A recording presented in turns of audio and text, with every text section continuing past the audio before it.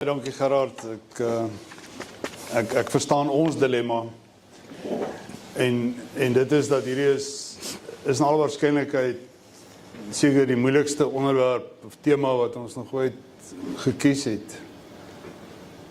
En dis asof daar nie regtig 'n antwoord is of 'n uitkoms nie.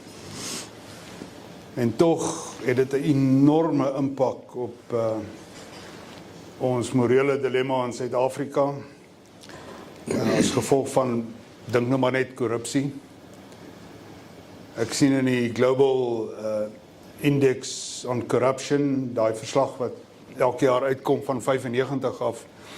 Jy weet, ons huidige telling is 41 uit 'n potensiële 100 uit, dis waar ons lê. Maar so in die middel omtrent van al die lande in die wêreld, maar dis 'n baie klein stukkie insig in hoe sleg dit regtig is of nie is nie.